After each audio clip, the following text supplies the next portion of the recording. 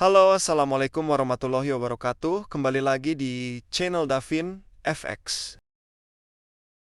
Di video kali ini akan membahas materi soal konsep ICT yang saya pakai. Dan sebetulnya di luar sana itu sudah banyak sekali yang membahas soal konsep ini. Tapi untuk versi Davin FX saya yakin pasti nggak ada, ya kan?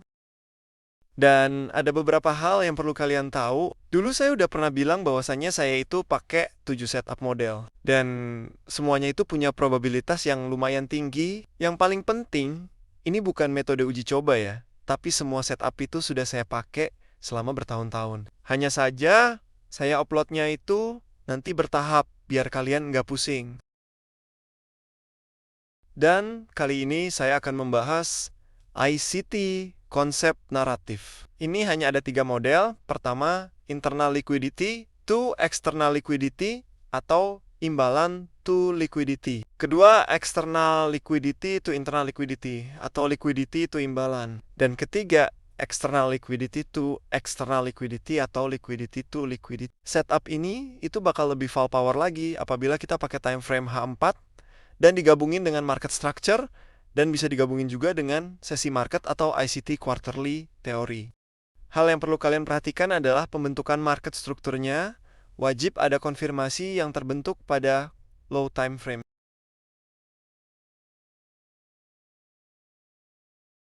Ini adalah gambaran candle di HTF. Bisa pakai H1 ke atas, kalau saya biasanya lebih sering pakai H4. Dan ini ada gambaran market structure pada low time frame-nya. Ini contoh internal range liquidity to external range liquidity atau imbalan to liquidity. Konsep ini paling gampang itu kalau kita pakai untuk follow trend. Jadi ketika trennya terlihat sedang bullish, kita bisa mulai analisa ketika dia memasuki area internal range liquidity atau imbalan. Dan saya biasanya pakai 50% imbalan untuk awal mulai analisa, tapi nggak nentu juga ya. Intinya, dia memasuki area imbalan lebih dulu. Lalu ketika harga sudah memasuki area imbalan, kita harus memperhatikan structure pada low time frame, bisa pakai M15 sampai M1. Tapi kalau HTF pakai H4, itu biasanya yang paling bagus untuk structure low time frame-nya itu pakai M5. Sekarang perhatikan pada candle HTF ini. Pada kenaikan ini, dia meninggalkan suatu imbalan. Dan ketika harga turun kembali ke area imbalan, kita bisa cek ke low time frame untuk melihat structure marketnya, dan wajib terbentuk suatu konfirmasi pembalikan seperti ini. Dia harus ada liquidity sweep atau TS lebih dulu, yang kemudian diikuti terjadinya market shift atau CISD. Jadi kita sudah bisa mencari titik area untuk entry di sini, bisa CISD, imbalan, order block, SNR, atau level lainnya. Kenapa semua setup saya itu selalu harus ada liquidity sweep? Yaitu untuk menandakan bahwa sudah ada manipulasi atau false breakout, itu agar kita lebih minim resiko dan terhindar dari likuiditas.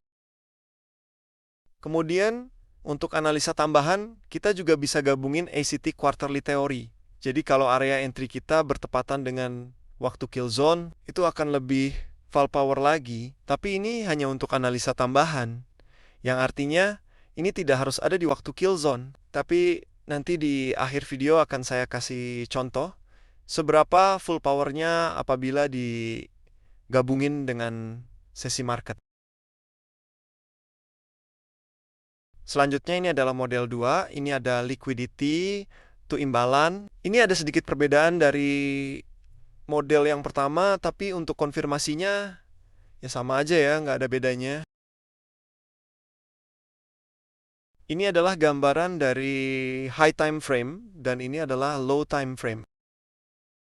Bisa dilihat ketika dia melakukan penurunan, di sini meninggalkan suatu imbalan, kemudian dia naik kembali, tetapi belum sampai ke area imbalan. Dan low-nya ini adalah suatu liquidity, dan ketika harga turun sampai ke liquidity-nya, kita bisa lihat structure marketnya ke low time frame. Nah, area liquidity yang ada di high time frame ini merupakan sell side liquidity di low time frame. Lalu gimana cara kita tahu kalau ini adalah sell side liquidity?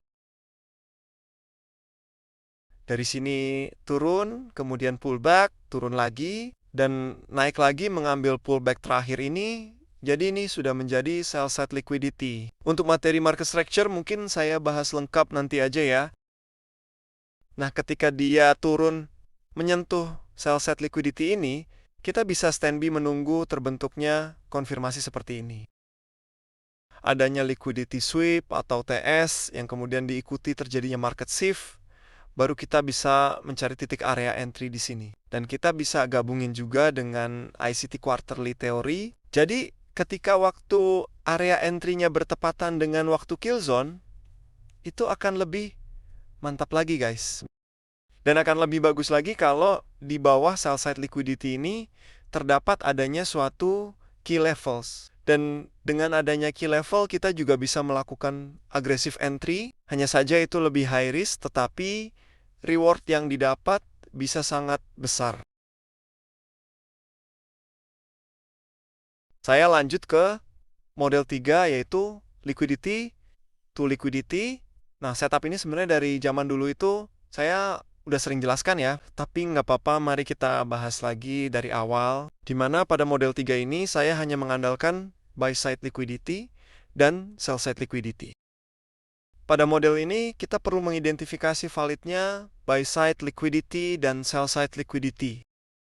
Ini contoh candle high time frame dan ini market structure pada low time frame. Saya anggap buy side liquidity ini sudah valid ya. Sekarang saya jelaskan untuk structure di bawah ini. Dari sini dia turun, lalu pullback, turun lagi, pullback lagi, turun lagi, dan naik mengambil pullback terakhir ini. Jadi ini sudah menjadi sell side liquidity. Nah, ketika dia turun kembali sampai ke area sell side liquidity ini, kita sudah bisa standby untuk analisa dan menunggu terjadinya pembalikan seperti ini. Dia ada liquidity sweep atau TS yang kemudian diikuti terjadinya market shift. Jadi kita sudah bisa mencari titik area entry di sini. Dan akan lebih bagus lagi apabila di bawah sell side liquidity ini terdapat adanya suatu key level yang dihit yang menyebabkan terbentuknya konfirmasi pembalikan seperti ini. Apakah tanpa key level bisa? Jawabannya bisa saja, guys. Tetapi kalian harus benar-benar memahami market structure. Seperti pada video saya zaman dulu untuk trading dengan buy side liquidity dan sell side liquidity, itu sama sekali nggak pakai key level. Tapi harus ada syarat yang harus terpenuhi. Saya jelaskan nanti aja di video yang lain karena akan sangat panjang. Sekarang saya contohkan di chart untuk ICT 3 model ini dulu ya. Ini adalah contoh imbalan to liquidity, di mana dia memasuki area 50% imbalan dan terdapat key level RBS juga di sini. Ini adalah candle di time frame H4. Candle bearish ini adalah candle pukul 1 siang, yaitu sesi London. Ini contoh candle konsolidasi bentuk nih seperti ini. Lalu kemudian ini adalah candle pukul 5 sore, yaitu sesi New York, di mana dia melakukan liquidity sweep atau manipulasi. Yang kemudian ekspansi ke atas. Dan ini candle pukul 9 malam, melanjutkan kenaikan atau continue. Ini masih sesi New York juga. Dan ini juga sama. Dia melakukan manipulasi bertepatan pada sesi London. Jadi intinya walaupun saya punya banyak metode, itu semuanya bisa digabungin menjadi satu. Bahkan untuk CRT H4 juga bisa digabungin dengan quarterly dan ICT konsep naratif. Nanti saya bahas CRT khusus untuk time frame H4 yang punya probabilitas tinggi. Hanya saja untuk ke tahap materi, itu nanti saya pertimbangkan dulu untuk waktunya ya. Baiklah, sekian dulu video dari saya. Wassalamualaikum warahmatullahi wabarakatuh.